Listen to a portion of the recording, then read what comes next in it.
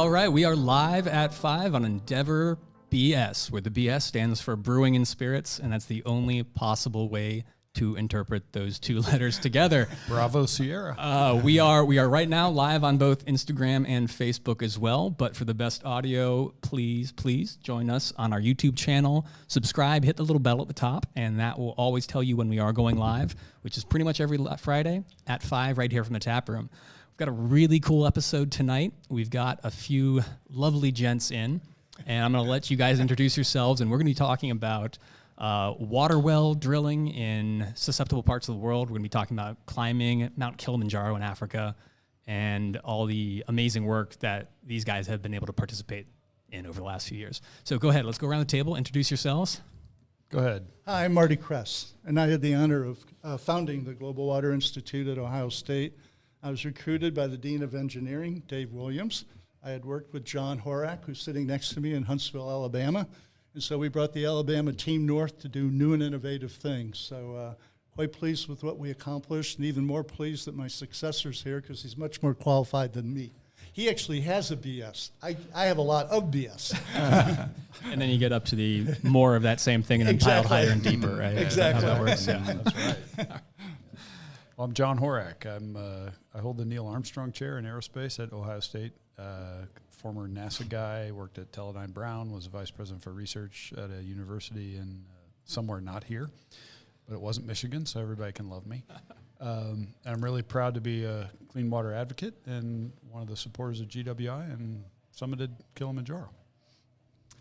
Hi, I'm Dave Williams. I just stepped down after 10 years as the Dean of Engineering at the Ohio State University. I came here from the University of Alabama in Huntsville, where Marty and John were colleagues of mine, and together we built the Global Water Institute. I helped to grow it within the College of Engineering, and I also was part of the team that climbed Kilimanjaro last year to help raise money for clean water in Tanzania. Yeah, that's all absolutely fantastic. Why don't you guys tell us a little bit more about the Global Water Institute and what brought you to that and the kind of work you really do? Sure. Marty, sure. yeah, how it got started. I'll gladly do that. When I interviewed for my job at OSU, I was hired as the assistant vice president for research. And Dave will remember the lunch, and people were telling me this and this and this and saying, here's what we want you to do. And I said, you know what, I'd really like to focus on water and infectious disease. And I had two compelling reasons to do that. I started my career in the water space back in the 70s for the governor of Massachusetts and then Senator Muskie from Maine, who wrote all the clean water and clean air legislation. And in my own life, I had a situation where I lost a child due to an infectious disease. So when you start looking at the worlds out there and you look at the data, you say, it's 2021. Why do you have 35,000 failed wells in Tanzania? Why do only 40% of the people in Africa have access to water? And worse, they don't have access to clean water. So things we take for granted became of interest to me, my own interest, and I kept playing with them until one day, and the senior vice president for research said, we like it. Let's go find a distinguished faculty member to run it. That wasn't me, but I ran it anyhow. So when we were sitting there looking at options, I have some friends who are very active in Africa, and one day the phone rang, and it was the Minister of Water in Tanzania, and he said, I heard you're real creative. I said, well, thanks. I said, how can I help you? Help me feed my people was the call. And so then we did a year of research just on Tanzania. We discovered 35,000 inoperable wells, despite all the donations and contributions from everyone. And my training's kind of systems engineering background, and you sit there and you go, this is a flawed system. So right now, if you put a well in, that's success. It's not that it operates for 10 years. It's not that there's a business plan that's going to reinvest in capital assets. So we decided, all right, let's create a new model. Let's vet the model with the best NGOs and foundations in the world, and then let's take the model forward and actually implement it. And that's what we've been working on. And I won't tell you how challenging it is, but it's challenging. Tanzania is plagued by fluoride-contaminated water. So whereas we put fluoride in our water for good teeth, the kids there have no teeth because the fluoride levels are 100-time World Health Organization standards. So everywhere we went, you would keep hitting things. Now, everyone thinks you can build a well and put it in the ground for $10,000 and walk away and everyone's happy. It doesn't work that way. Yeah. So by the time I handed it to Tom last June, we installed wells. We trained people to run the wells. We went and trained kids at schools to be the technicians, to do the servicing. We trained the engineers in the Ministry of Water to understand the concept and the business plan. We also listened to the villagers. So after debating wells, when we did our pilot projects, we ended up running lines to schools and clinics, as Dave has seen first. That's how all the females in the village endorsed our project. Interesting. The business plan, you want to talk about a simple business plan? It's 1.5 cents for 20 liters of water in a region where if you make $1.25 a day, you're doing really well as a family. And so that's what's there now, and our goal is to keep being able to go back to look at long-term outcome measures, not just installing a well. So our measures were after 10 years, it's still operational. After 3 years, you've created new women entrepreneurship opportunities, that you reduce the rate of diarrhea and dysentery that just plague these villages.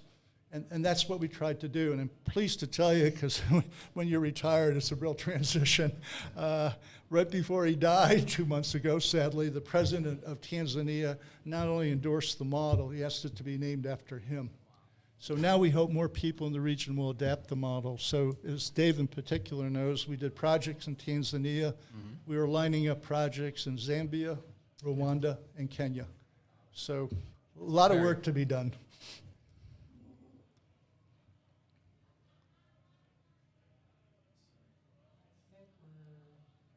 You good? Very good. So like most things at a university, lean is how we started. So I had one staff person. Right. We grew it to 5. But what we did was we built a network. So we would go and we would sign memorandum of understanding with WaterAid, because they're the best NGO in the world, non-governmental organization for water and sanitation. And then we signed an NGO, MOU rather, with BF Farm Africa. Believe it or not, it's a new not-for-profit in Africa, built by a Mandela student who was here at OSU, and we indoctrinated him. But we kept bringing in the key players to enhance our standing, and we also had a philosophy, optimize in-country assets. This isn't about shipping everything to Africa. This is about putting people to work in Tanzania as well as out in the villages. That's actually a remarkable piece of the whole system, is that and Dave, you've talked about this, where you go, we're not putting things on ships and sending them over from Columbus, Ohio. Sure. All of the work is done in country. Wow. We partner with WorldServe International and also Water Boys. We'll talk about that. But, when you see the metal, and you've talked about this, you see the metal that's required to build the structure to hold the tank. That's being done in Tanzania. And the solar panels are being installed by people from Tanzania. It's a completely, how should I say, indigenous or local solution where people are invested locally. And the business model that Marty talked about came from Fisher College of Business at Ohio State, and the engineering comes from the College of Engineering at Ohio State. Dave, you saw a lot of that. I had the privilege of going to Tanzania now 2 years ago and a year ago to climb Kili, and we'll get to climbing Kili. But Marty's creation of the Global Water Institute was very different to many of the institutes we have at Ohio State. We're a large land-grant university to serve the people of Ohio. That is our primary role. But we see ourselves now as a land-grant university in the 21st century to serve people around the world. And when I was, as Dean of Engineering, trying to decide how much we would invest to support the Global Water Institute, I talked to a lot of people, and it was really interesting. Everybody who hadn't been to Tanzania said, "Why are we doing this?" And everybody who had been to Tanzania said, "This is the most extraordinary thing I've ever seen. This is the kind of thing that we should be doing." So what did I do? I went to Tanzania and to travel with Marty out to the villages where the water had been drilled and brought to the villages for the first time was just extraordinary. Marty mentioned women control water in Tanzania and many other parts of the world, but that means they walk for miles every day with big Home Depot-style buckets on their heads and carry 60 pounds of water back from some well miles away. I think we've got some photos of that we're going to look at. Good. Oh, super. Yeah. and in meeting with the villagers, the women were in control of the meeting because this was their world.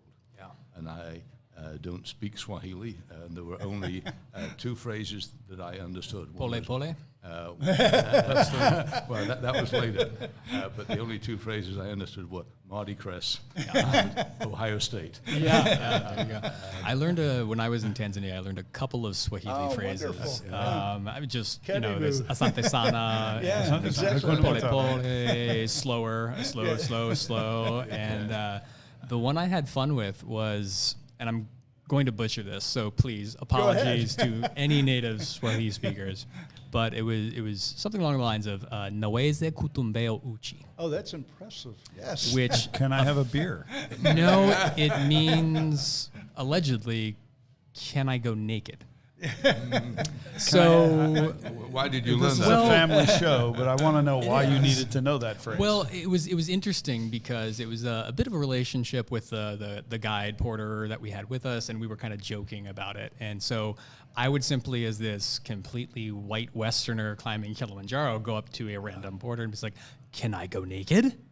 To which it would inspire confusion or often laughter, and instantly kind of break the ice and pull it up. And Pole. yeah, pole. Slow down And, so it was just kind of one of those funny things that, okay, this is a completely random thing for a stranger to be walking up to you in different places. But you doing that is what makes you receptive to the people, and Of course. that's very important. Yeah. When we started actually thinking about doing projects, so after a year and a half of research, we spent 6 months vetting the concept, got very positive reaction, got exceptionally strong support from the World Bank, to where one of the directors for Africa actually joined the Global Water Institute Advisory Board, along with, I will stun you, the managing director of Rabobank in the Netherlands, largest food ag bank in the world, along with the chief of the Maasai tribe. Wow. And our goal was to understand this from the bottom up. So when we started designing our actual projects, I had 3 months to spend in each village to engage in a dialogue so that I understood what they wanted versus what I wanted. We ended up spending 9 months in each village because it's a very detailed process. And in the end, we actually framed agreements signed by WorldServe, who John mentioned was our in-country partner in terms of implementing, signed by the village chief, signed by the regional water director, and the Ministry of Water. We had something that had some standing in it. And then every time we had an activity, as John alluded to, there had to be a quid pro quo from the community. So on the one hand, charging for water was very controversial. But when we did wells and when we ran pipelines, people think you go into the village center and you drill a hole and you find water.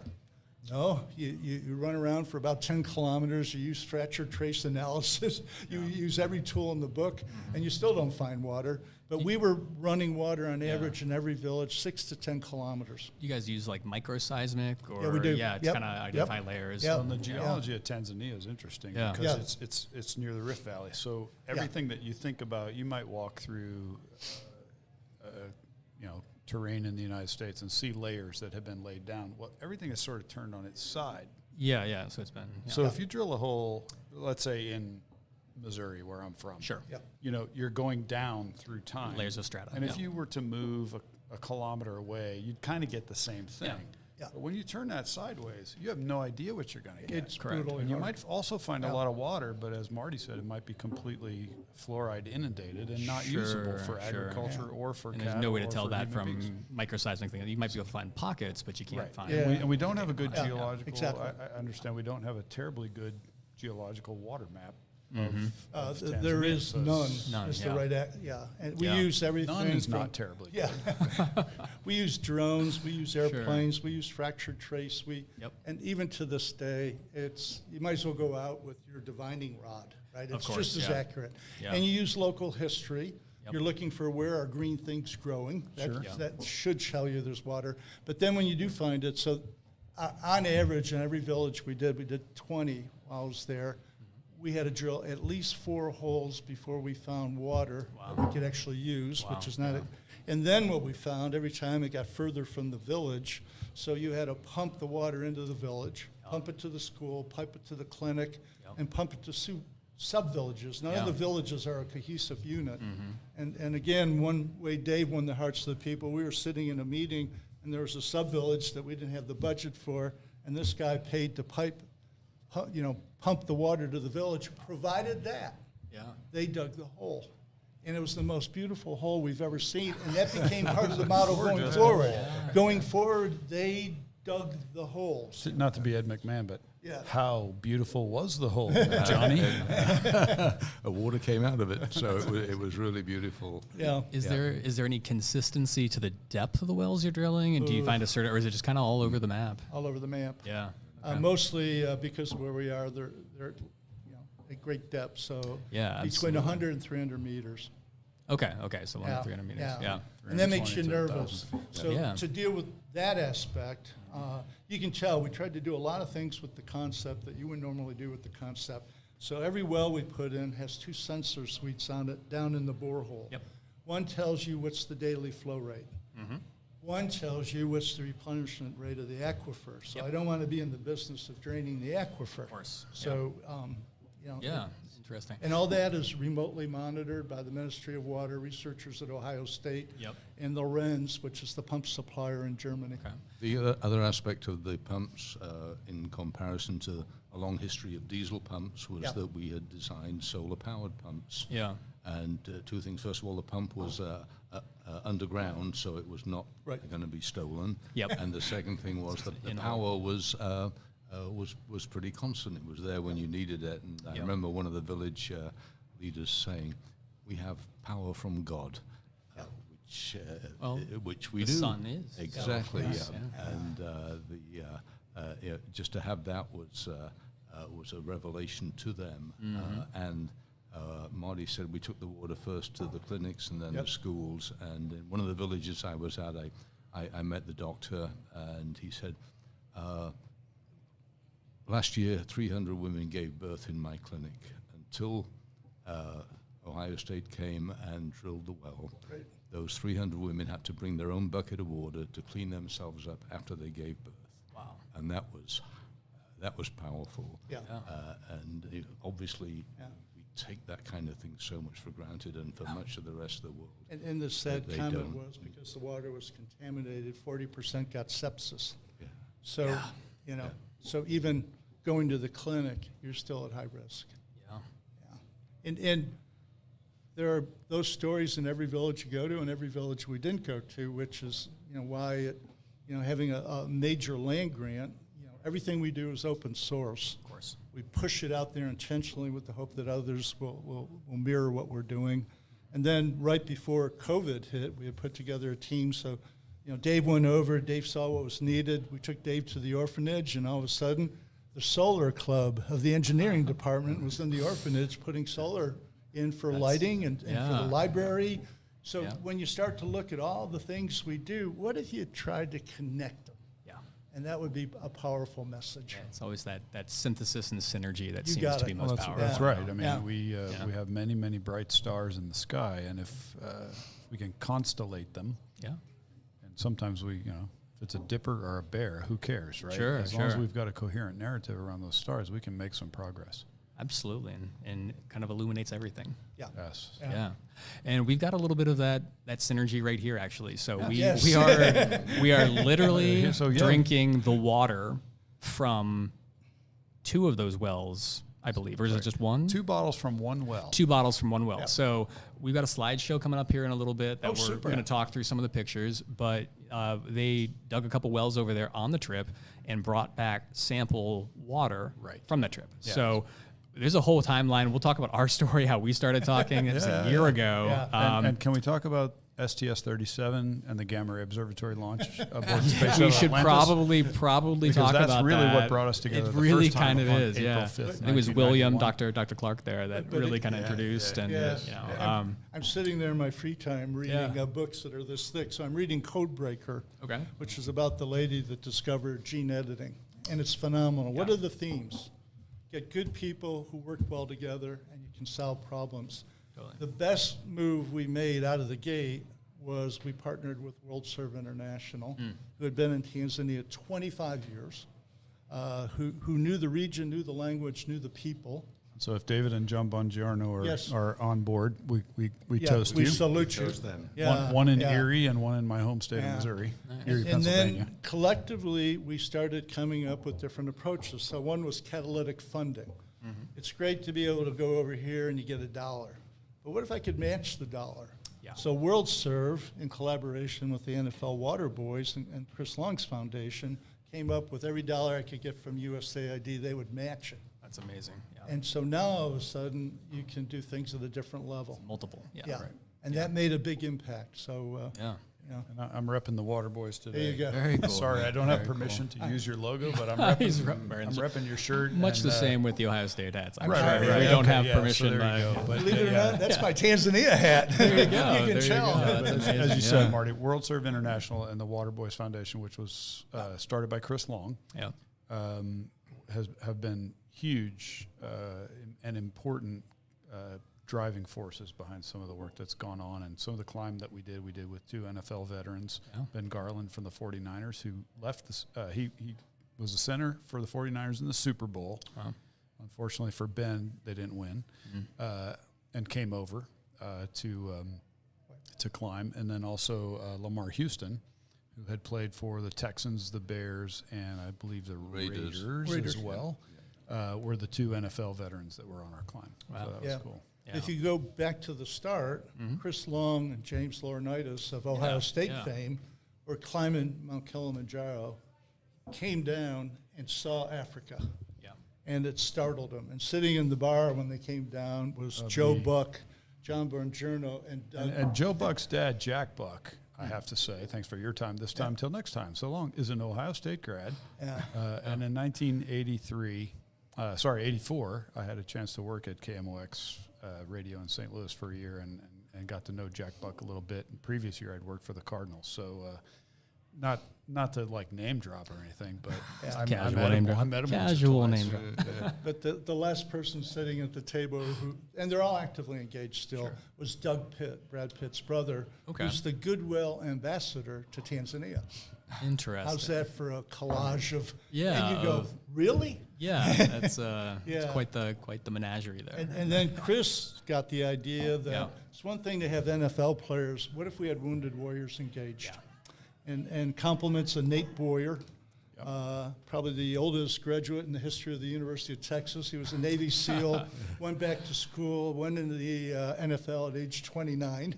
Okay. And he's the catalyst for the DoD support for the activities. And the, Right, and we had 2 on our climb, Doc Jacobs Yep. and Kevin Blanchard, both of whom served with great distinction and were injured severely in Iraq. Both of them lost a leg and other injuries. And so, I mean, but you watch these men climb, and they make it all the way to the top, and it is unbelievable to see the perseverance and the strength of the human spirit. Absolutely. The ability to recover still on their journey, I think, of recovery. Also Todd Jones, who also was a veteran, played linebacker at Army. David Rendon, who works to connect veterans to many positive causes. Christine Weber, who was also a veteran. Matt Cook. So we had quite a blend of service people who had dedicated their life to defending the United States, and some of them, show their dedication through their physical challenges, but they really endure. It's amazing. It was amazing I do to a watch. shout out to Doc, because when I first met him, people said, "You're going to get shocked tonight." And I've been in Africa a lot. You don't get shocked. He walked into the room, and his prosthetic device is an OSU leg.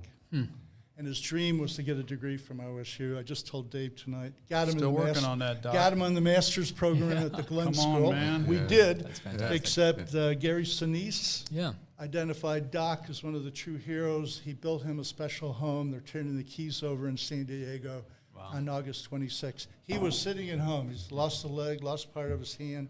He's had 140 surgeries. He's still having surgeries. And he's watching a show showing these little kids without water in Africa. He's got 2 little kids, and he said, I need to do something about that. Yeah. And he went and climbed the mountain. Yeah, and Yeah, it was a good blend of NFL veterans, military folks, included wounded warriors, and then clean water advocates like me and Dave and Christine Schwann, who is a yoga instructor for the Chicago Cubs, and I've forgiven her for that since I'm a St. Louis Cardinal fan. Matt Cook, I mentioned. I actually, Matt, I don't remember if you were active military or not, but he's based in Austin and in the entertainment industry, a great colleague on board. And then, amazingly, Mike Golick Jr., he apparently gets paid on ESPN to do what we're doing right now. I just can't. I can't figure that out. Sit around and talk. Shout out for you as well. And I think I've got everybody. So there we go. So I think you have. Let me tell you how all this happened. Because after I'd been with Marty a couple of years ago, visiting the villages and learning about how we were changing lives, and I'm back in Arusha about to fly off, and we're in the bar at the hotel, and there is Nicole Woody, who runs Chris Long's Waterboys Foundation, and she says, it's a shame you're flying out this evening because tomorrow Chris Long's coming to town. Now, my middle son is a Philadelphia Eagles nut, even though he lives in London, and I said, so Chris Long's coming to town. Why is he coming to town? And she said, well, he's leading a team to climb Kilimanjaro to raise money to drill the wells using the technology that Ohio State has brought. And I said, wow, that sounds like a fabulous idea. She said, oh, you're on. And next up. And so the following year to that, John and I agreed that we would join we were invited to join the team, and we, through many friends here in Columbus, we raised sufficient money to, along with the rest of the team, I think we raised well over $200,000, which drills 4 wells in Tanzania.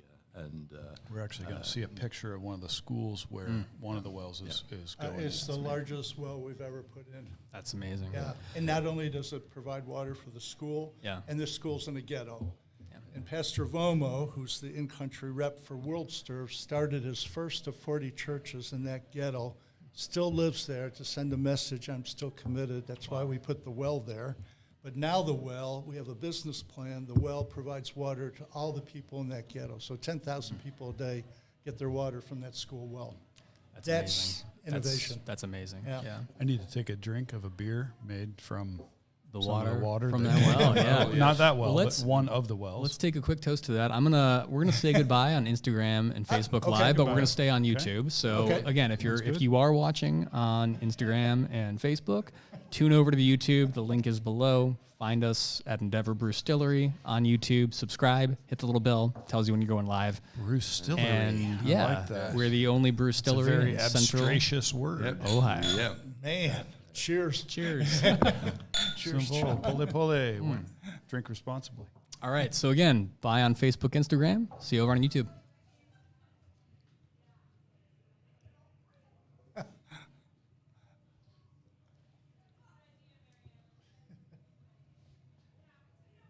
Thank you for coming. Thank you for coming. All right. Well, we are still here on YouTube, of course, and Natürlich. so now we can get down to it because we can have some fun showing some slideshows. Should we get into that? Yeah, let's do that. Gerne. Okay.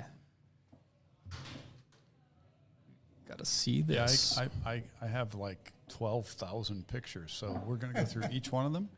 I think we've got about 20 total from good. you, Right, so and then I think I've got a couple from when I climbed Kilimanjaro a couple years ago, too, just on the mountains. Excellent. Yeah. So The rest of the story. kind of fun, right? Cool. So let's see. Kili Show 1.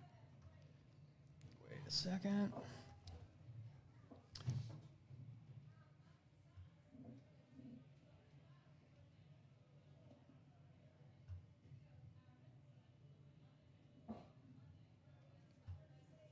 Okay, so right here. All right, so this is I'm going to move this over so you guys can see you talking about I the hope photos. the folks on YouTube can see that, but Yeah. this is something that we encountered kind of our first day in country, and this is what I would call the existing clean water solution for millions of people in Tanzania. And you can see a woman. Yep. She's sitting in a ditch. A ditch is probably dug by hand. Yep. It's 5 feet deep, maybe. And she might have gotten there at, before dawn.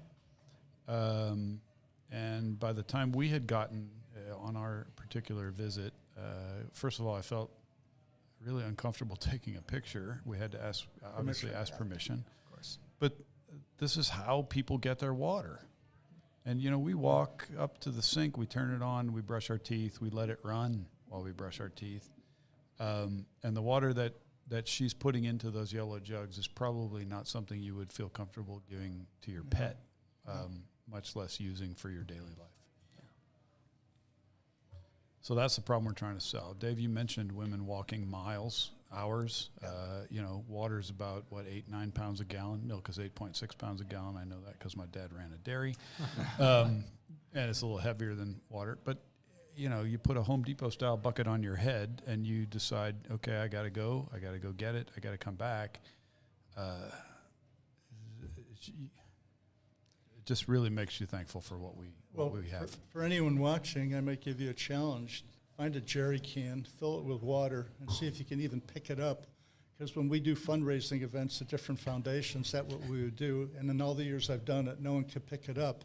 That lady's going to have it on his head. John probably shots. The little kids will have one in each hand. Yeah, and the NFL guys, here's Ben Garland, center for the 49ers, and he's lifting up the thing. Or Myles Garrett was there from the Cleveland Browns. They're lifting. He's like, oh my gosh, these are heavy. And I'm like, well, you're an NFL dude. We towed around 6-barrel kegs that are 5 gallons quite a bit, and then 15 and a half gallon kegs, half-barrel kegs, which are 3 times that size. And what was funny is to watch our NFL colleagues. They're like, I can't put this on her head. No. It'll crack her neck. And they're like, the women are like, come on, what are you waiting for? I do this every day. Yeah. So this is our team, Dave.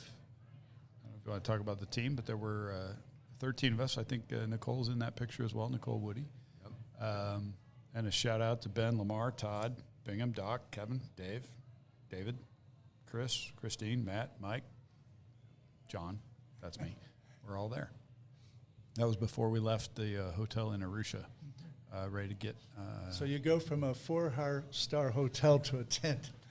Yeah, literally. 4 Seasons Hotel in Arusha to, something not quite so nice. Yeah. And 6,000 feet where it's Central Africa, and it's pretty warm and humid, and a couple of days later it isn't. Yeah, you're up at Advanced Base Camp at 14, looking up the summit. For our team that did the project, you'd spend 1 day in Arusha, and then you're in the field for 10 to 14 days. Yeah. When you could get the hotel in the field, it was $25 a night. And when I first put my bill in for OSU travel, they kept insisting I left a 0 off. So it's conversion factor. My wife's not signed up yet. Yeah. That's great.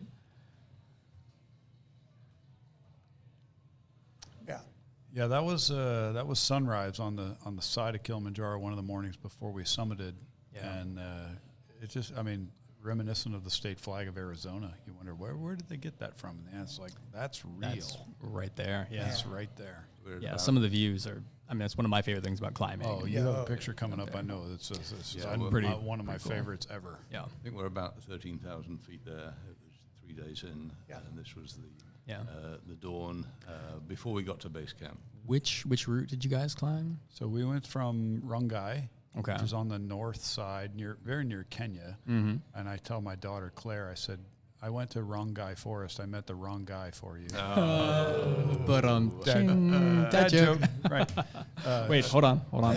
You got to call in on the joke. Thank you. There you go. So we went Rongai and then to Simba Cave and then up, and we made base camp at Kibo Hut before we went up. 15,200. Yeah, and that's the standard. There's pretty much on the standard, there's one advanced base camp, but there's a half a dozen different typical routes to get there. So not the Coca-Cola route straight up the hill. Right. We came down that way. We came down a different way through Harumbo Hut. And that was that just straight shot where you're going down almost 10,000 feet in a day. To the southeast. And it was like harder coming down on your knees than going up for sure. 100%. Yeah, it's always 75% of accidents climbing happen on the way down. Exactly. And a lot of people don't consider that. And it's always, a lot of people leave the energy to get to the top, but they don't consider the way down. All right, let's keep going. Yeah, so this is another view of how many human beings on Earth in the 21st century get their water.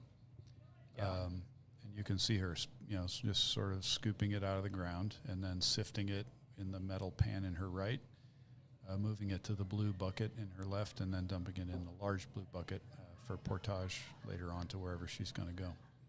Yeah, something that I always, in my daily life try to think about too, when something doesn't work at your house, because, stuff always breaks, but you always kind of like, well, this sucks. But then you kind of think about it and you're like, well, in this country, we're 4 or 5% of the world's population, and we're all better off than a lot of people in this country. Yeah. And you start putting things in perspective and you realize that the vast majority of the world would be happy if their crap broke, because they have crap. Or it's just those levels of convenience that we're so accustomed to, that I think it's one of the powerful things about traveling and to a degree climbing and being outdoors, that you front the essential facts of life and see if it cannot learn what it had to teach, and very throw-in philosophically. So when you do these projects, there's always standards you work to. So World Health Organization, Government of Tanzania, or anyone else, the Ministry of Water. To be honest, the standards are always way up here. You can't possibly meet them. So the standard is you're supposed to get 20 liters of water for every person in Tanzania every day. The best we aim for is 5, both in terms of price point and availability of water. And then you got to dissect that further, because the first water goes to the cow and the goat. And they require just to sustain 20 liters a day. So there's this balancing act. It's the same at the Navajo reservation where Tom is. The water trucks come back, you got to take care of the livestock. That's your livelihood. Absolutely. So it's, when they hear the rest of the world saying, wash your hands. With what? And flushing our toilets and showers multiple times a day. Non-existent. Non-existent. Exactly. So this is actually the school in Arusha. Over 1,000 students at this school, and this is their water supply currently. And as pretty as it looks there, if you were to stick your head or nose over it, it would get worse. And so this is the school where one of the wells from our particular trip will be drilled. Obviously, you can't have food service at a school like this if you don't have water supply. So how do they feed the children lunch? They don't. And children without lunch at school, that's not conducive to learning. And while we were there, we could see, after we left, right, you say, well, people wouldn't drink out of that. People wouldn't use that. And the answer is, well, not while you're looking. So this school in Arusha is in that neighborhood, I think, Marty, that you mentioned, or near that neighborhood that you mentioned. Near. So Chris's, focus is schools. He does villages, but his focus is schools. It just rips your heart. The water's usually dumped in once a month by the government service. The water, like John said, it is so contaminated, you can't believe anyone would use it. And putrid with a capital. It reminds me of something. So I know, Tom, you're working down in Las Cruces kind of area down in New Mexico, and 2 weeks from now, I'm going to be on the Continental Divide Trail for 5 days in central Colorado. And, I was out there a couple weeks ago and met a couple people through hiking the CDT, which is a 3,000-mile trail that goes from Canada to Mexico. But one of the big complaints of the New Mexico southern section are water sources, because you're going through the desert, it's few and far between, but they have these cattle troughs that are sitting there, and all the cattle in that area of New Mexico are coming up and drinking out of it, and you have to filter your water and get your water source from here. So amongst through hikers and people that are into long trails, that is this huge complaint about the dirty, nasty water on the CDT. And that goes to show you that people that are trying to get out to remote areas in the U.S., even though it's bad, and even though there's a lot of issues, and I'd love to have you talk about that in a little bit, that is still better than what we're looking at there at a school. Yeah, right. In Tanzania. Right. It kind of really snaps that into perspective in my mind, like seeing this. So I think it's a perfect segue. Rather than talk about what GWI has done, why doesn't Tom put on the headset, and he and John and Dave can talk about what it's going to do thanks to them? We'll go through the slides. We'll go through the pictures, and then we'll segue to where we're headed. Because you're right, Marty. talk about the future, right? Yeah. We have challenges in the United States about clean water. Of course. And this is not just a developing world problem. It's a problem across the United States, and in fact, in some regions of the United States, not very far from Columbus. Yeah. So you want to switch headsets? Because then we can actually also ask you to go get us more beer. Yeah, that's that works too. I'll take a Kili. Do you guys happen to get data from the Heidelberg Water Quality Research Center? I work with them all the time. So did you know Dave Baker by any chance? He was my uncle, actually. Oh, really? Yeah. He was? Yeah, He's he not just he anymore? passed away. Oh, I'm sorry. I didn't- very I recently. didn't but mean to yeah. make it. Lived a long life, and he was Okay. a beautiful man. But yeah, I was the architect of the He's Humboldt still fantastic. He's still your He's still my uncle. uncle. Yes, I didn't yes, mean that. absolutely. I was like, okay. Yeah. Oh my gosh. It's John. a small world when we start talking about water quality and research and everything. You good, Scott? I'm great. Yes, thank you. Nog een bier bitte, danke. All right, well, let's go on with slideshow a little bit, and then we'll get Sure. Tom, to welcome. everything. Yeah, welcome. Thanks for having me. You want to give a quick introduction for yourself first? I'm Tom Dare, School of Earth Science and Global Water Institute professor at Ohio State. Awesome. All right, back to the slides, and we'll get back to talking. This photo is turned sideways. But there you go. You see the Water Boys crew, the Kili climbers at the top there. I see Christine Weber in her orange vest in the front there. But there we are holding the flag. Lamar, I see you, and I see Ben right away. I'm very far away, and my glasses don't work so great. But I'm kind of hidden in the back somewhere. But yeah, that's the top, 19,348 or 84 feet. So it's way up there. Mm-hmm. But we are vertical. I just want to say that it was the picture that was turned. It's not like you're sideways at the top of the mountain. Oh yeah, clearly. And Dave, this is a great this was a great Oh, honor good for Lord, you. yes. So why don't you Yeah. describe that? We were in one of the villages where we had drilled the wells, and the elders of the village were honoring the Water Boys and World Serve and the other leaders of fresh water in Tanzania by giving them one of the woven cloths that is a product of the village. And I was both embarrassed and honored to be called out to represent Ohio State and to receive this this cloth. So It's wonderful. extraordinary. Yeah. And I Another think sunrise, we're- although slightly before. Yeah, the we other are. one. We're Yeah. back to the end of the first round here, so let Okay. me get the second one. Round up. 2. All right. All right, so this was a picture I took. Might be one of my favorite pictures ever that I've taken. The alto cumulus standing lenticular cloud over the top of Kili. But Wait What one you second.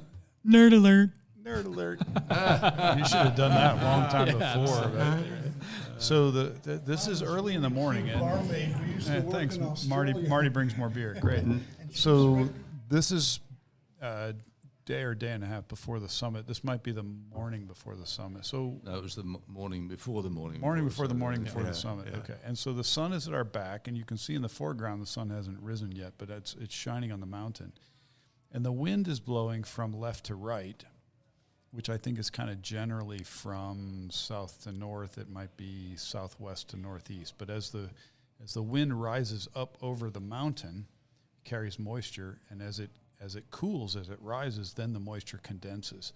And that cloud that you see that might remind you of a former president's hairdo, actually is a dynamic object. Right. It's a dynamic object, and you can stand there in real time and see that massive cloud changing its shape and moving among it. So it's just really a surreal experience, and it was just one of the most stunning visuals of the whole trip. Yeah, that's an amazing picture.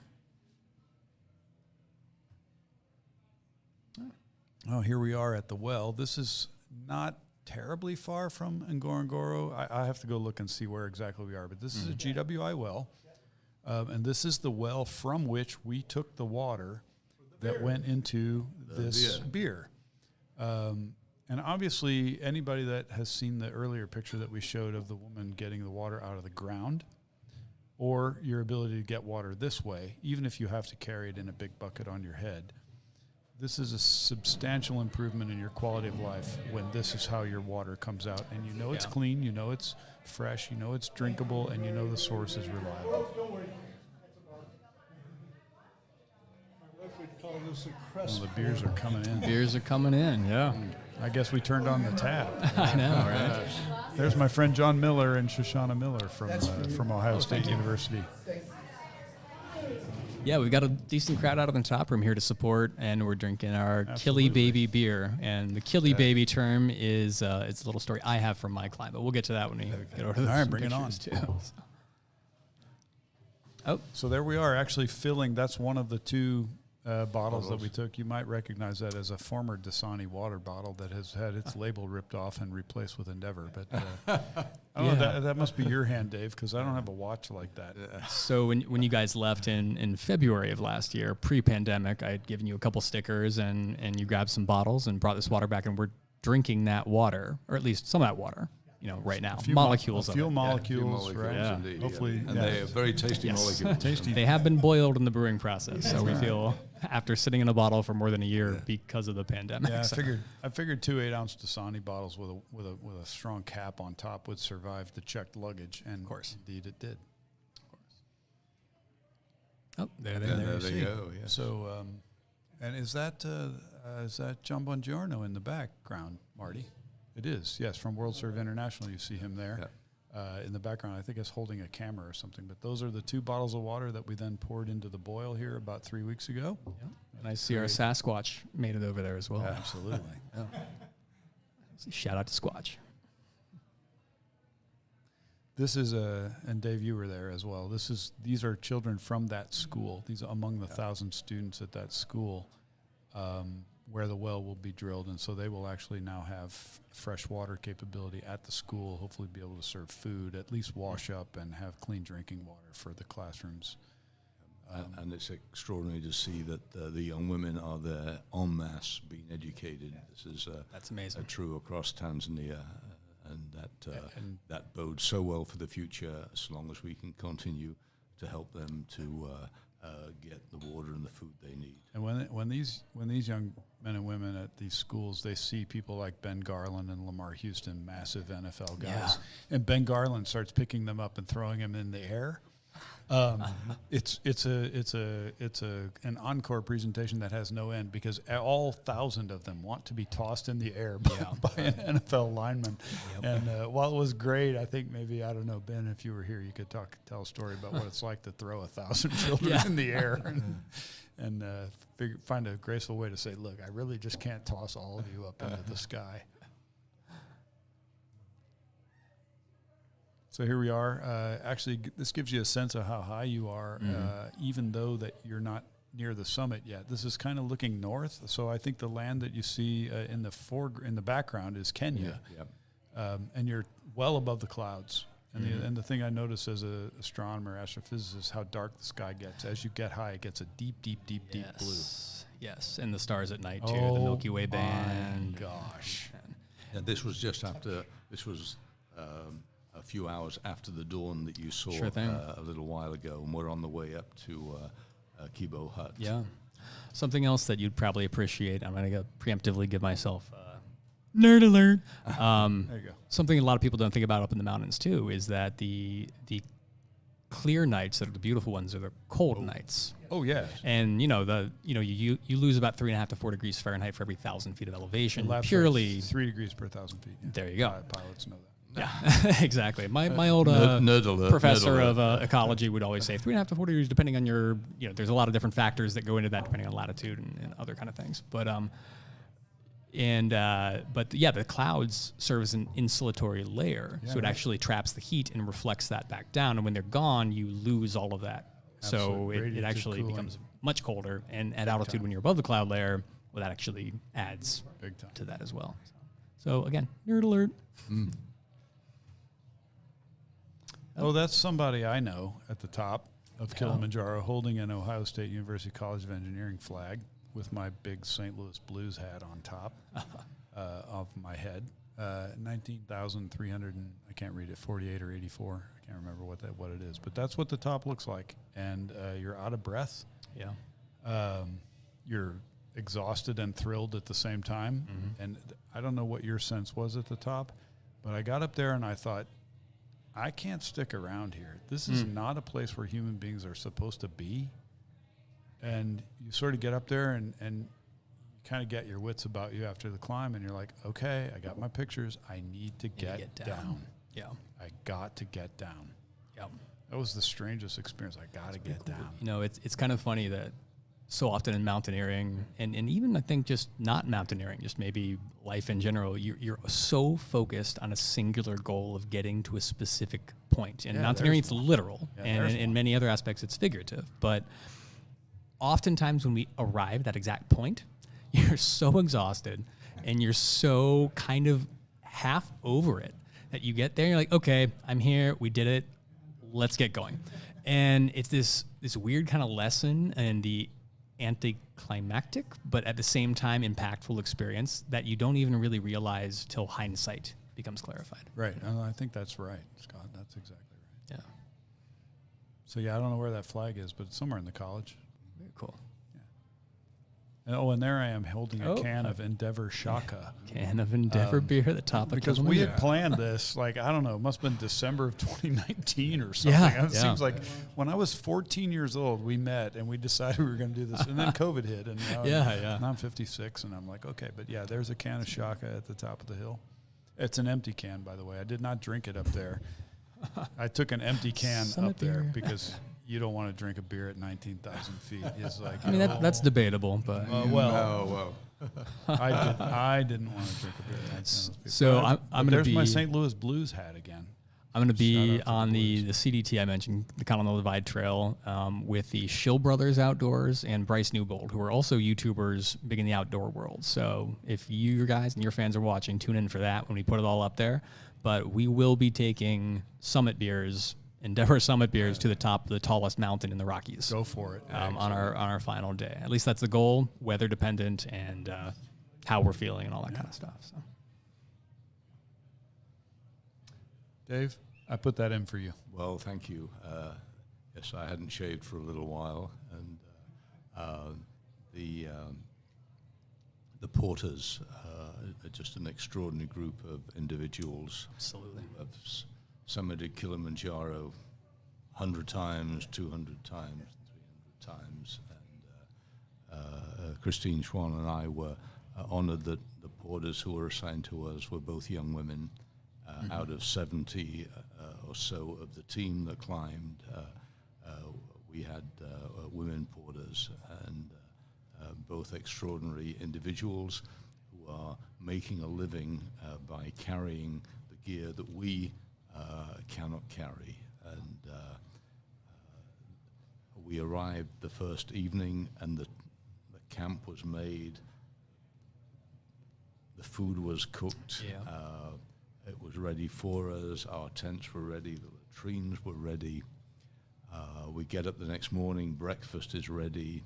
Off we go. We start hiking, and about an hour out, the porters come past us at about 40 miles an hour, carrying our stuff and the tents.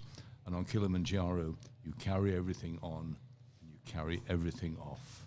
Exactly. And that means you carry the water up, and you carry The waste. waist down. Yep. And so we were honored to be served by these people from the villages around Tanzania, and they have suffered mightily in COVID because we were the last team to climb. We got back and the world shut down. Yeah. So we've been doing what we can to help, particularly the two young women, to get an education that will allow them to become guides, because when you're a guide, you are paid better, and you have the opportunity to broaden your language skills and so on. That was just, again, a reminder of the difference in our lives, and those who served us literally, this was their livelihood. Absolutely. They literally carried your shit. They do, yeah. And that's... This is one of my favorite pictures of the whole trip. Yeah. It's a beautiful one.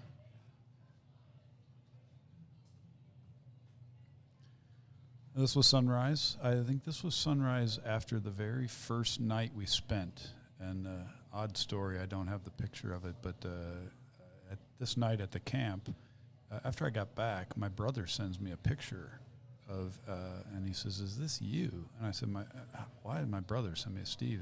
Lives in St. Louis." And he sends me a picture. "Is this you?"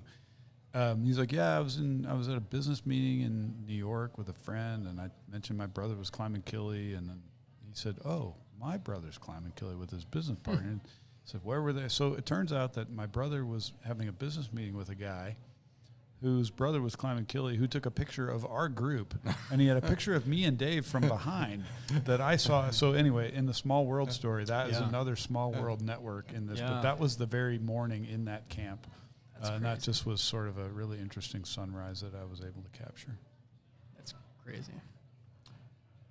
And we're back to that. Another special picture. 45 hairpiece. So I'm going to show a couple of my Show your own, my let's pictures see. here Please for a do. second. So my quick story is a few years before. So I'm just a climber. I'm a mountaineer, and I had a friend, Josh, who was a guide on Kilimanjaro for a North American-based climbing company, and so he lived in Moshi Town for I think 10 months or something like that, and summited numerous times. And I was actually climbing with him down in South America for a little bit, and we talked about organizing a trip to go climb Kilimanjaro. I had a really good friend of mine that I grew up with right here in Grandview in Columbus, and he became an engineer from Ohio State, and he was working for Schlumberger. His wife was also working for them, so they're into well digging, different kinds of wells, but all sorts of technologies. And their good friend was based in Dar es Salaam, and so they wanted to get over there, and so 6 of us actually, with Josh, descended on Moshi Town, and we hired a women-owned company actually that helps people climb Kilimanjaro and organizes all the porters, and because you can't climb Kili without porter aid, because that's the economy That's right. of the local system. You don't want to do it. And you don't want to do it, and it's just the way you do it. And so during this trip, we kept joking about how Noel and Tawny, my friend and his wife, you're gonna make a Kili baby, because they had kind of been apart for a little while. And they were just starting talking about maybe having kids. Suddenly this all beer this doesn't stuff. taste quite as good. I know, right? And then it turns out that sometime during this trip, they actually did get pregnant while they were over there, and so had their child. So we called this beer Kili Baby, because it's the water from there. It's inspired with some of the spices, but it's also a reference to my friend's actual baby that may or may not have been conceived around the time of this trip Where's to the camera? Kilimanjaro and all that. is. So All Noel right, and Tawny cheers. and All right. everything else. Here's to you, Kili baby. And it's also kind of our baby and our project. And I do want to talk about how we started talking and kind of made all of this happen too. Let me See pull your up. photos. Aber ich muss eine Pause machen, ja? Okay, so these are some of the porters, and randomly, as we were going up the side of the hill, there was a porter with an Ohio State backpack on. Your porter opened his shirt. I was at about 16,000 feet, and the porter with me suddenly pulls back his shirt, and there's exactly that sign. Block I O, said, right? you went to Ohio State? He said, no, I found the T-shirt. Exactly. It's like the national championship, whatever team lost, and they sent all of the T-shirts over that. So they were champions. I have some friends that are departing, and I need to hug them before we go, so I'll be right back. Please go. Yeah. Ich komme gleich zurück. This is the picture John was actually talking about that he really liked. It was taken from the side of Kilimanjaro with that cloud layer just all beneath you, and quite just breathtaking. I have no idea who that couple is or who those two people are right there. They just happened to be in the picture, so I used their silhouette, and it was Scott, since you're a big climber. yeah, So I supported 5 of the trips before Dave and John went over. sure. The first trip had a guy named Mark Pattison. Okay, Mark Pattison used to play for both St. Louis and the Saints. okay. And his friend and roommate for 20 years was Jim Mora, whose father coached. Yeah. And Jim Mora was the head coach at UCLA when he climbed, right? Okay. Mark came down, he said, I need to do more. Yeah. He got the NFL to support what they call the NFL Summit. If if you Google it. Okay. He just completed his 7th major climb. Okay.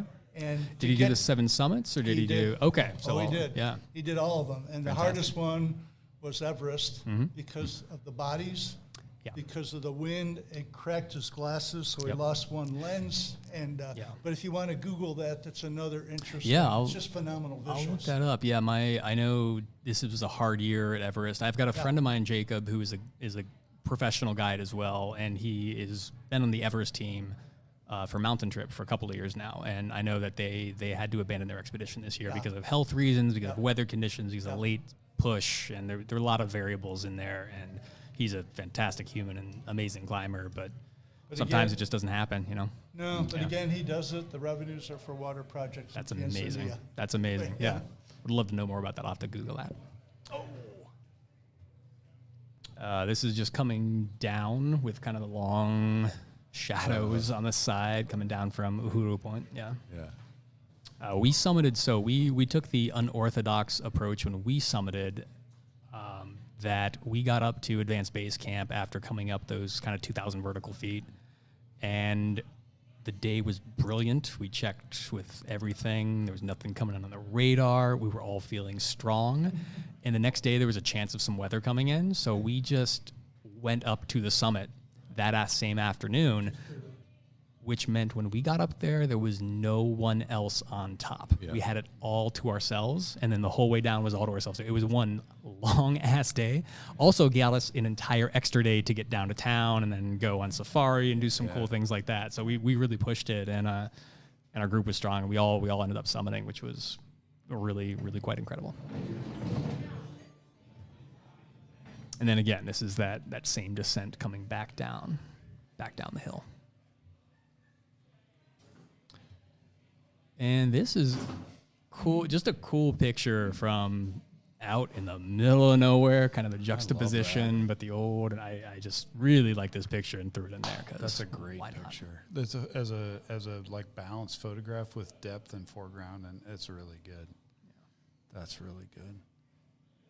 So anyway, that's my very limited slideshow. I have a ton. I have a huge album on my phone. I'm showing safari animals. Hey, before we go, my friend John Miller out there is an accountant. He says if you ever want to do one of these on tax intricacies of the tax law, he's happy. Yeah, clearly. I think that would nerd alert. That would accountant alert. You need a different button for that. My father and grandfather before him were both CPAs and accountants, so I'm very familiar with. Your father was a friend of an astronaut, wasn't he? He was, yeah. So that's actually something that brought us together. So let's get into that story a little bit. So our connection together started probably about a year and a half ago, kind of the end of the year of 2019, I guess that would have been. Yeah.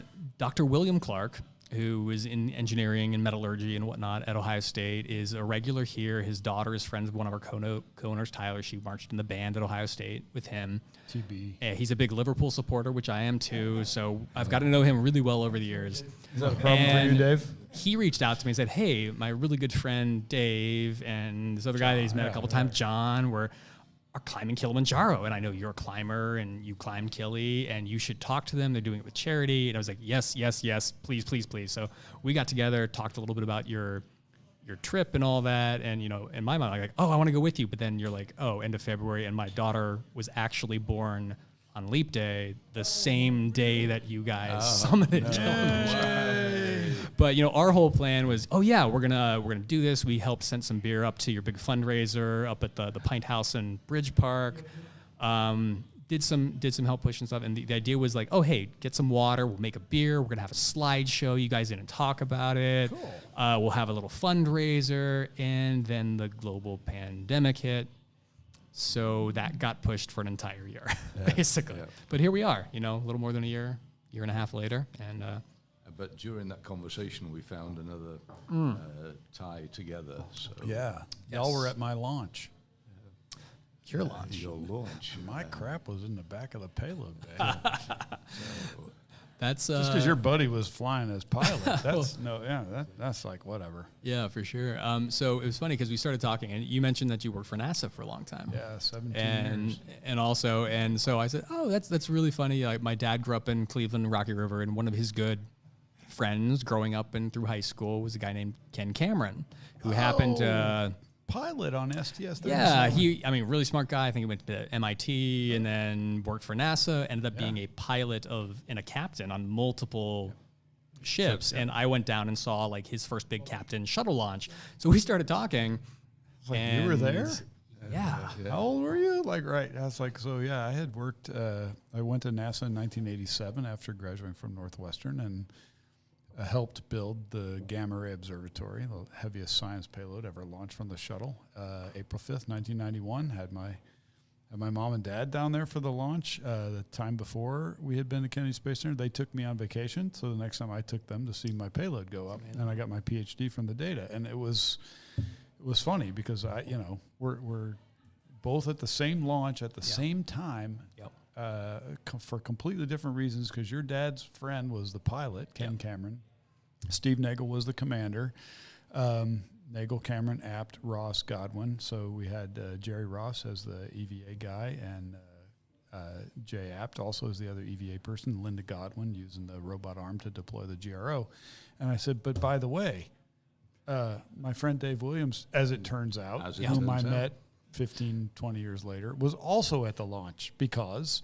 Well, small world indeed. At that time, I was at Lehigh University, where I spent 30 years as a professor. And we have 3 sons, born and raised in Bethlehem, Pennsylvania. And Margie, my wife, who's out there bringing us beers, thank you very much. As our children were growing up, there was a play group where 4 moms got together with all of their kids, and one of the moms was Linda Cameron, and her husband, Doug Cameron, who was a good friend, happens to be the brother of Ken Cameron.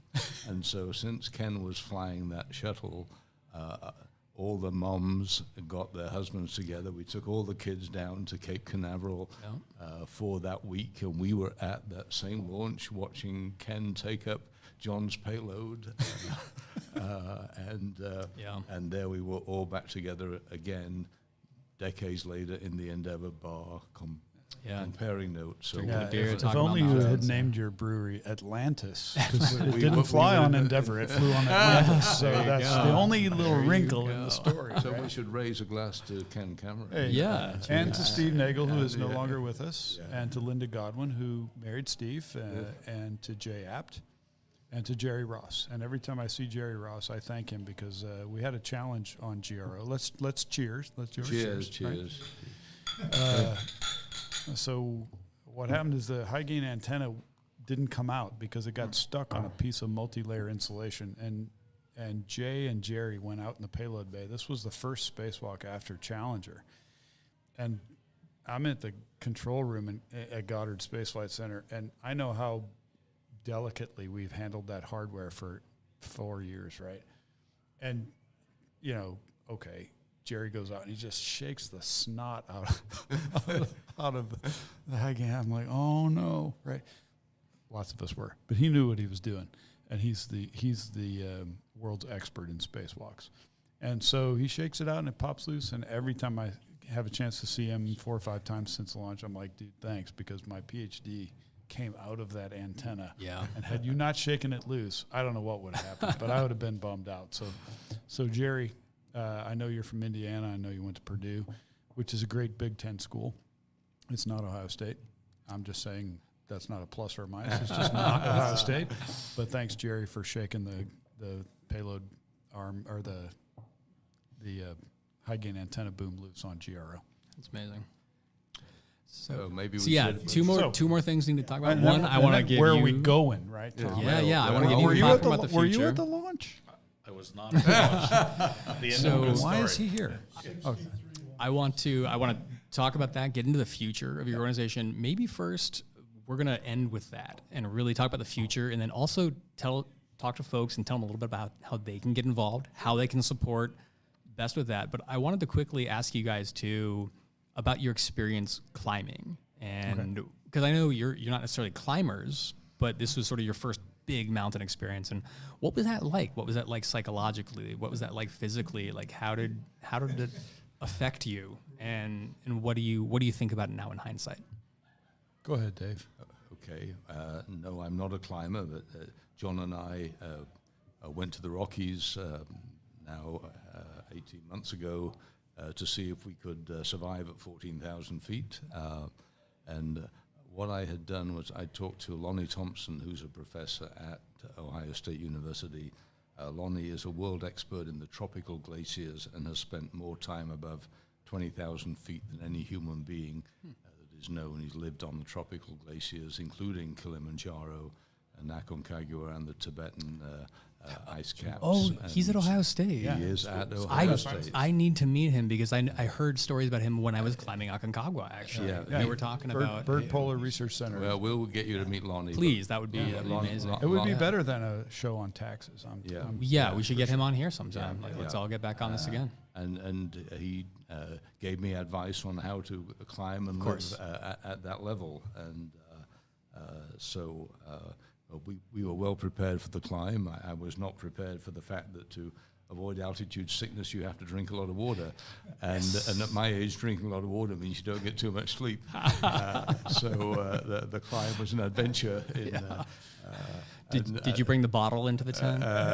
No, I got up and walked. But the soft-sided Nalgene 1.5 liters will change your life. The wide mouth bottle. Well, there you go. But John did remind me, as a physicist, that the pressure on the bladder decreases with every 1,000 feet by however many pounds a square inch. Precisely. The combination of several days without sleep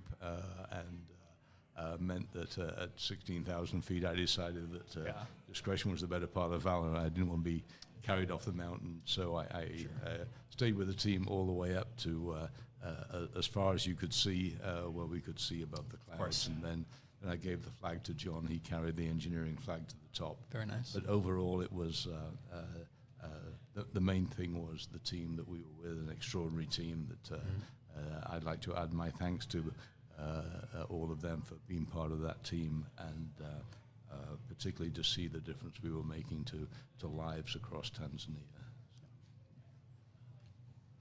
Yeah, I think you come down a different person than you went up, and it's hard to describe.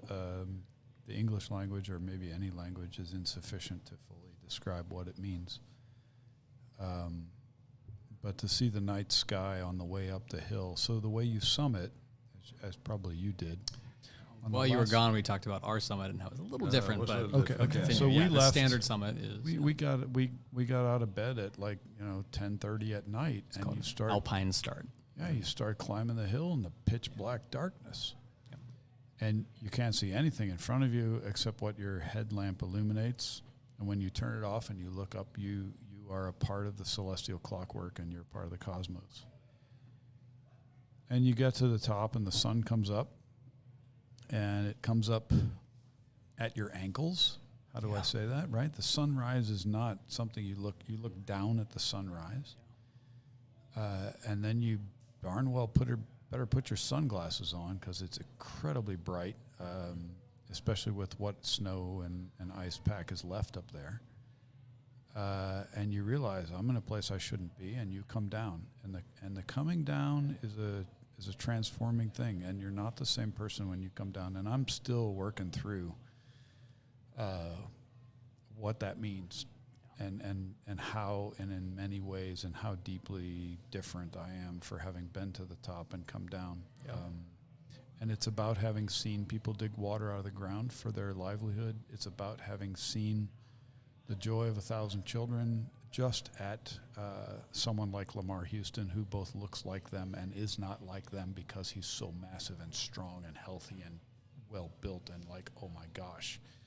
And to see Ben Garland throw those children in the air, and to see the work that World Serve does and the Water Boys, it changes you in every single way possible. And I think this is really the power of what Darren and GWI have inherited, and to make that possible, not only in Tanzania, but here in the United States, in places where we have incredible water challenges in Native American lands, and here in the eastern Midwest, places in West Virginia, southeastern Ohio.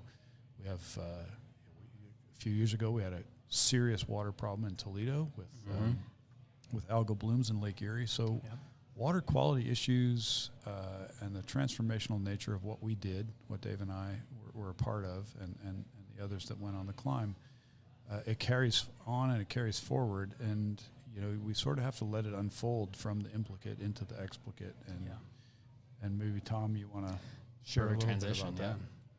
Yeah, I think thinking about the Global Water Institute, the first thing I think of is the fact that we spent a lot of time looking at great slides from Tanzania, and you know, I personally had the opportunity to spend more of my 20s in Africa than, or at least outside the U.S., doing geological work than inside. And you know, I guess the transition here is talking about like Global Water Institute Pass is how it was presented, but I think it really is actually the future, right? I mean, we're not looking to move away from Tanzania. It's we're doubling down on our effort to work there. But another aspect of that is looking at the global nature of water problems, right? It's not synonymous with international either. You know, we've worked a lot in our efforts in the last few years in Global Water Institute looking at the water problems in tribal nations. We've been particularly involved in the Navajo Nation right now. You know, you go so far to Tanzania and you come, you know, back to the Western United States and you realize the problems are almost identical. You saw the wonderful videos and pictures of women carrying water on buckets on their head, but you forget that here in the United States, in the Navajo Nation, there and many other tribal areas, you have people transporting water, you know, 20, 30 miles. Maybe it's in a pickup truck, so probably not quite as challenging as on your head, but the problems are very much the same. The technology and the need for innovation is just the same. So, you know, beyond that, John already alluded to it, it's not just tribal lands. You go just east of campus here in Columbus, in Appalachia, which is where actually I'm from, and you see some of the worst water quality anywhere in the world. So, you know, in perspective, you know, you have 2 billion people. That's a good chunk of the, you know, more than a quarter of the world's population who have lack of suitable water quality every single day. More than 1 billion people who wake up without access to water security, and probably 1 billion more that have lack of food security because there's not enough water to grow food, right? And I mean, those are sort of dire and not uplifting happy hour discussion points, but they're the fact of life for a lot of people outside the world. So I think, you know, when I think about the future of Global Water Institute, it's taking what's already been done. It's standing on the shoulders of the people who've come before us and making sure we double down and use the full expertise of a place like Ohio State, as well as our partners, folks like the World Surf International, SIS International, as well as what we didn't talk about much was the industry partners who come alongside us and help us get these things done. So, you know, a lot of my job is to sort of stand on the backs of everyone who started this and think about building sort of multi-sector partnerships who can bring all the technology, all the expertise, and bring it to bear to make sure we can sort of weed out these water problems. I think it's a great area to have a lot of job security because no matter how hard we try, we're going to be busy for a long time. Right. But you know, thinking about drinking, you know, water and beer, nothing quite better than that combination. But in reality, it's challenging to think about just how much this glass of water would mean to people in a lot of parts of the world for obvious reasons. So, you know, just a little bit about the Global Water Institute. You can find us at globalwater.osu.edu. There's plenty of opportunities to give to projects in the Navajo Nation as well as Tanzania and other parts of the Water Institute in general. That's fantastic. Thank you. Yeah. Yeah, and I know that the Water Boys, for example, Chris Long's foundation, they have begun serious efforts to drill wells here in the United States as well. Wonderful. I know in rural Virginia, for example, in places where just, you know, water is, we take it for granted, but not everybody's got it. Yeah. So let's make a difference. I think it's part of thinking about what water means to people. Marty's going to put his headset on. Here we go. If I could just add, and Of course. you know, we're sitting here, we're linked to GWI, we're linked to the climb. All our guests that were invited tonight are from OSU. Mm-hmm. They're from the medical school, and they do work with orphanage, they do work with neonatal care, they do work in all these different domains. City we have regional people from planning, the engineering department, they do solar club activities, and they take them to Tanzania. We have people here from the business school who help me frame models. We have a model now that even retired I play with. How do you franchise water services? How do you take the concept of a franchise and adapt it? And one of Tom's board members, Michael Seed, happens to be the lead for the International Franchising Association. We have Kili Croxton sitting here from the business school. You know what she did for her wedding? She said, no gifts, make contributions, and we will build wells in Tanzania. So what we're trying to do at GWI is we're the integrator. You know, we're trying to find all the different capabilities at the university and how do you bring them to bear so that your solution is more a system solution rather than a part solution. And I think Dave's been our big champion in that effort. That's why we moved it to the Office of Engineering. Yeah. It's hard to talk systems engineering to the College of Arts and Sciences. That's the goal.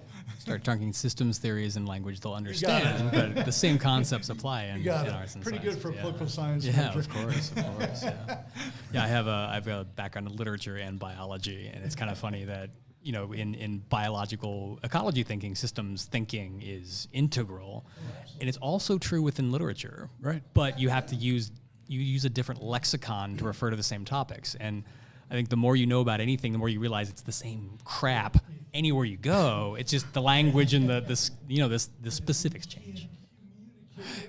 Correct. Yeah, you got to communicate your ideas That's right. in the language that someone can understand it. Yeah, precisely. That's cool. Yeah, very cool, guys. We are really close to being out of time here, Right. so this is. I want to offer like when we're like really signing off. I want to sign off Yeah, absolutely. because every broadcaster had their own sign off. Oh, so you have one in mind? You're gonna do. Oh, yes, he does. Oh, you bet. Oh man. Okay. Well, We're gonna do that. let me just say So that, save that for the end. for a long while, John and I were walking in many places, practicing to climb Kili, and I don't know how many times in various places we came across somebody from St. Louis who had a blues shirt on somewhere. St. Louis blues shirt, yes. We met them Yeah. in the Rockies. We met them in airports. We met them all over the damn world.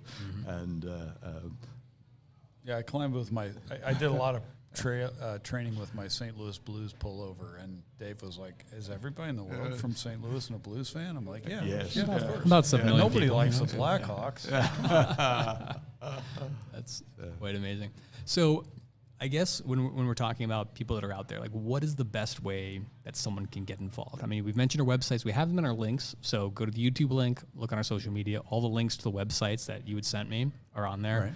What can they physically do? What can they actually do? How can they get involved and make a difference? Tom, I'll leave that. I think you're the best to address that. I think in many ways it is contributing resources, financial resources. But another aspect of that is we're active, in the community in Columbus, in the United States, and around the world. Global is means just that.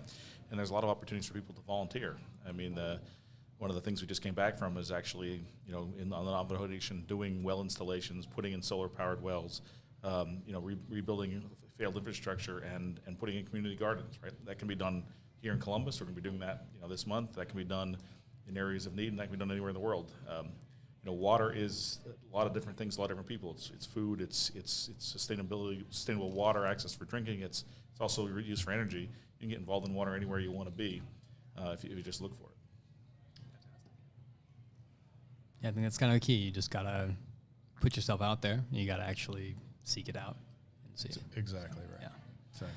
So yeah, some great resources and the links there. Please look it up. Reach out to us if you have any questions. And let's go ahead. Let's sign off. All right. So I mentioned that actually probably my first connectivity to Ohio State was probably when I was about 4, 5, 6 years old. I would listen to St. Louis Cardinal broadcasts on KMOX, the flagship CBS station out of St. Louis, 1120 on your AM dial.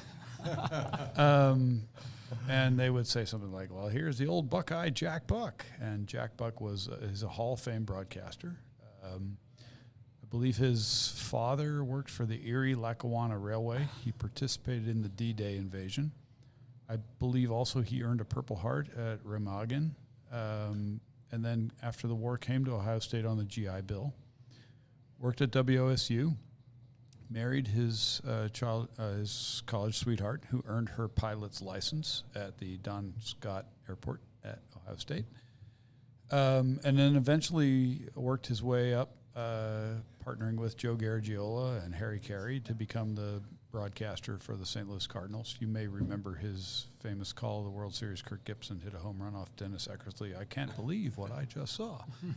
And his son, Joe Buck, is the Fox broadcaster. And we mentioned that Joe Buck had an encounter in the Four Seasons Hotel with Chris Long and a few other people, and also climbed Kilimanjaro. And so there's a tie here. But he, like many broadcasters, would always have a sign-off. And so maybe we should sign off because of Jack Buck and the Buckeye and Ohio State and Joe Buck's connectivity to Chris Long and climbing Kilimanjaro with, thanks for your time this time. Till next time.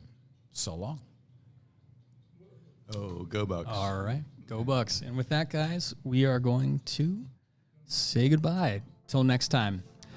This has been Endeavor BS. This has been a fantastic one. It was really fun. I've been looking forward to this for well over a year. And see you next week, next Friday. It's going to be a good time. Thanks.